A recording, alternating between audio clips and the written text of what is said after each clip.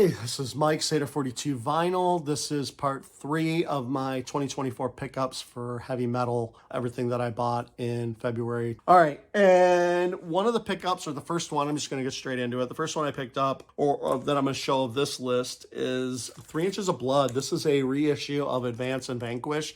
This is a fun album. These guys are, when I looked these guys up online and I tried to figure out what genre they were, people put them under power metal. I don't know. These guys are kind of like, I couldn't really describe them. You'll hear when I play the song from them, but the guy's vocals, he screams, but he has a high register as well. There's a lot of melodicism in here, but the music is just super fast, kind of speed metal in a way, really chaotic in a way too, kind of progressive too. So they kind of fit in a lot of different categories. But 3 Inches of Blood, this is a really good album. This is the first album that I heard from them in the past, kind of around when it came out in 2004, and it was reissued this January. So the only problem I have with it is this reissue is incredibly expensive. Anyway, still good release, good album. Sounds fine. I'm enjoying it.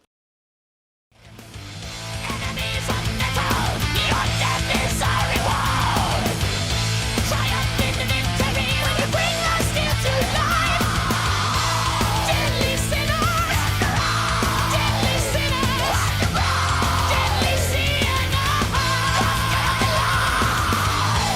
deadly sinners, deadly sinners, deadly sinners.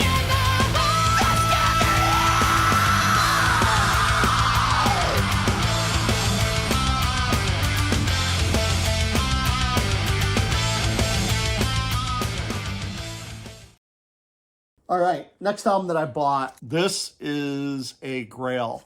I've been wanting this album for such a long time, and they reissued this, and that's Jag Panzer, Thane to the Throne.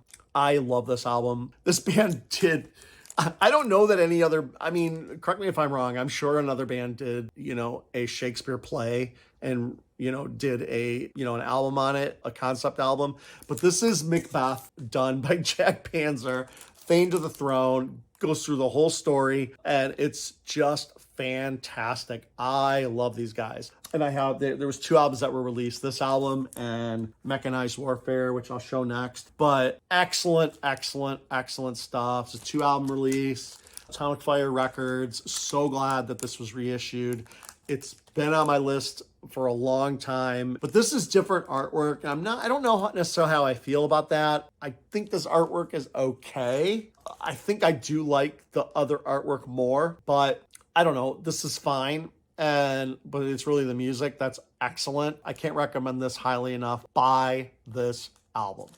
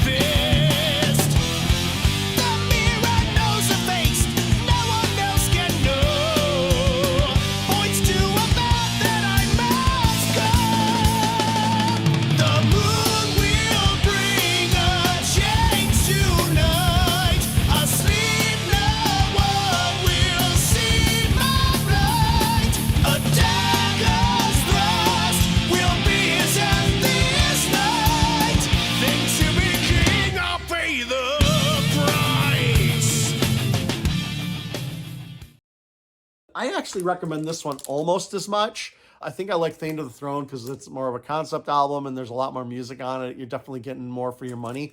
But this album is really, really, really good as well. This one, they kept the same album cover. Like, the art is kind of simple. When you look at it real close, there's not a whole lot of detail in there. It's almost like airbrush kind of art. But I still kind of like it. And this Mechanized Warfare, really good album. These are the only 2 that you need, in my opinion. I believe the guitar player left. I think this guitar player went to play. I think it's Chris Broderick who plays guitar in here. I think he played for Megadeth for a little while. So these 2 albums are basically his stuff. This guy's a great songwriter, Chris Broderick, and he writes some awesome riffs. And this is kind of progressive power metal. Really, really, really good stuff. Highly recommended. definitely pick these up if you see them or if you want to order them from Atomic Fire.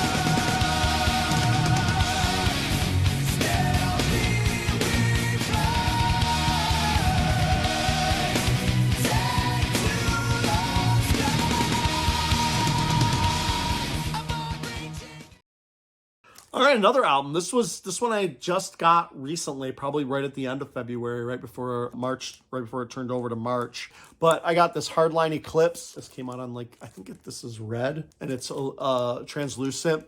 But this is the guitar player for Journey. And the reason this is in metal is because this album is freaking heavy, man. This is not Journey, not even close, actually. Maybe some of the choruses could have kind of went in there, but, because it's melodic glam metal, the guitar tone on here and the riffs are really, really heavy. Neil Sean did a great job on here. Fantastic album. Again, one of these songs was on the Peacemaker soundtrack, so I thought that was great too. So it's not AOR at all. This is definitely heavy as far as the guitar tone, and there's still a lot of good melodicism on here. There's a couple ballads and stuff on here as well, so it's not like straight through, super heavy, but really good stuff. I really like that album. I thought it was a lot of fun to listen to.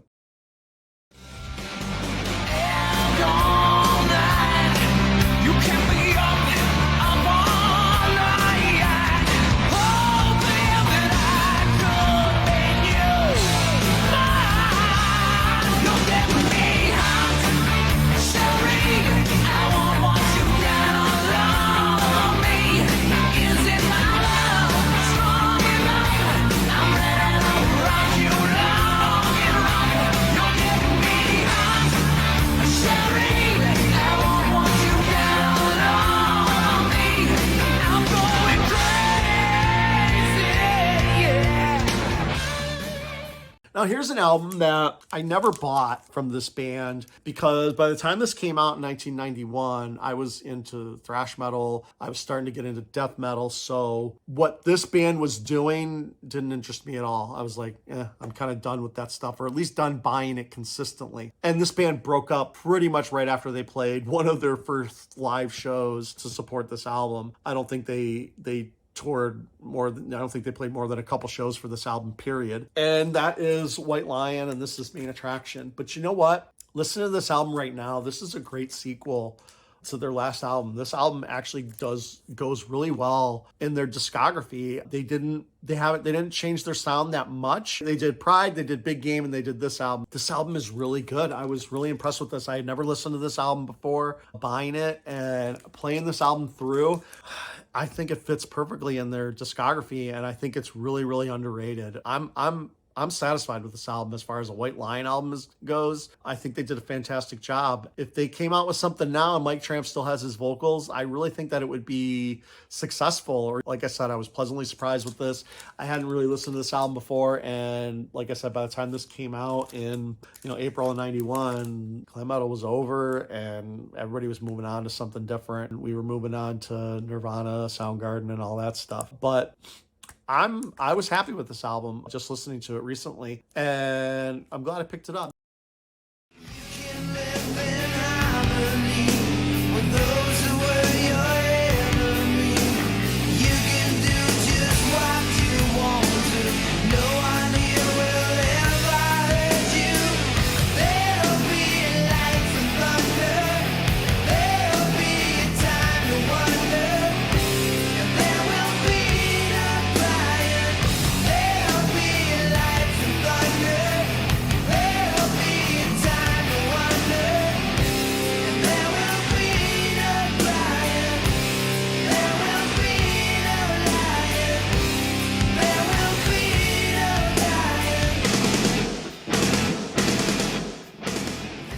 All right, now I'm going to go almost pretty much everything that I showed up to this point has been a reissue or a new album. Now I'm going to show some of my original presses that I recently got. This is Skid Row, the self-titled. This is a replacement for a copy that I had. I found this at my local store. I won't go into why I needed a replacement, but I did. Really good album. I had bought a repress and I wasn't happy with the sound on the repress, so I wanted an original press, and this album just sounds a lot more punchy. It just sounds a bit better than the latest reissues. So I'm kind of glad that I was able to replace this and get another original copy. I had this as a repress, a music on vinyl repress, but I wanted an original. So I didn't really want an original, but it just kind of showed up at the record store, so I picked it up, and that's Long Cold Winter by Cinderella. I like this album. The only song I really don't like the ballad on here. Don't Know What You Got Till It's Gone. I think that his vocals on there are awful. It's not my favorite song on this album. I kind of don't like that song at all. But everything else on this, I really like when they rock out, you know. I'm not a huge fan of their ballads, mostly because of his vocals. I don't think that his voice, at least the way, I know that he can sing clean, and he probably should sing those ballads clean because I think they would sound a lot better. But when he sings with his gruff, gravelly voice on ballads, I don't like it. But anyway, besides that, when they're rocking out Gypsy Road, all that stuff, you know, the hard rockers on here, I really enjoy it. Cinderella is a good band. I even like the album after this, Heartbreak Station. Good stuff. Cinderella's a great band, or at least they were. And the last album that I bought, this was an album that came out in 1987. This is a band called Vengeance. And the main reason I bought this, it's good. I listened to it, so it's pretty good hair metal for the period. But Arjen Lucassen, right here at the very end here, that's Arjen from Arion. This is his band that he was in, I think only on this album maybe. I'd have to double check that, but he was in a couple bands before he went off and did his own stuff with the Arion project. And I just had to have this in my collection because he's in this band and he's one of my favorite artists of all time. I'm kind of just like a huge fan. This album is not in, the album cover is kind of beat up a little bit. It's a little bit dirty, but it still has the hype on there. This was kind of a promo, I guess, of the album. Good stuff for the time, 1987. If you're looking for hair metal that's melodic, fun, these guys are good. Vengeance. I wanna touch, I wanna hold you, I wanna keep you in my arms tonight. There's so much I should have told you. I did not dare step into the light. I'm about to lose my mind. It's getting stronger all the time. She's got the looks of a winner, leaving pity for losers all over town. She got the looks of a winner. I can't believe I'd let it happen to me.